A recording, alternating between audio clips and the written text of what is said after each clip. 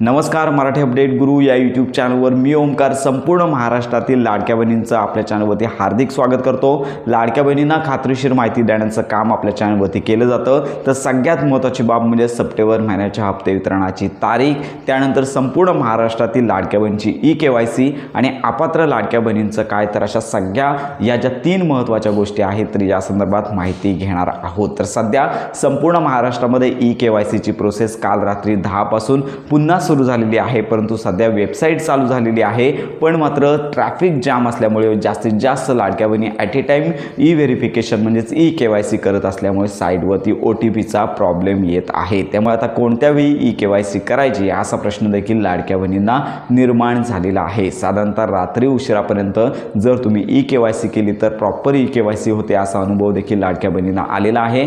12 नंतर आणि सकाळी 5 वाजायच्या किंवा 6 वाजायच्या पूर्वी जर ई-KYC केली तरच होते, दिवसभरामध्ये ई-KYC होत नाही। तर अशा प्रकारची ही महत्त्वाची अपडेट आहे। आणि दुसरी महत्त्वाची बाब म्हणजे सप्टेंबर महिन्याच्या हप्ते वितरणाची घोषणा।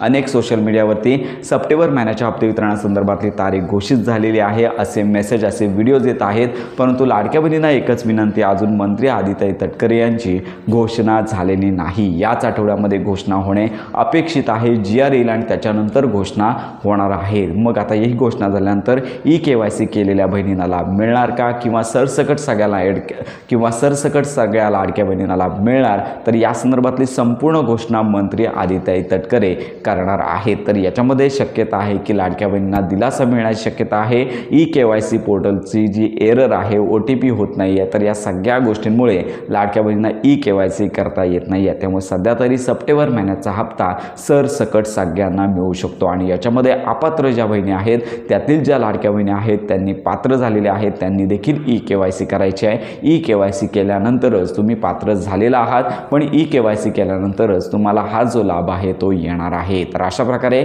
आत्ताच्या ह्या सगळ्या महत्त्वाच्या गोष्टी आहेत, तर याच्या संदर्भात तुमच्या मनामध्ये असणाऱ्या शंकांचं समाधान तुम्हाला मिळायचं असेल। जर काही योजनेसंदर्भात तुमच्या शंका असतील तर आपल्या व्हिडिओच्या कमेंट बॉक्समध्ये नक्की कळवा।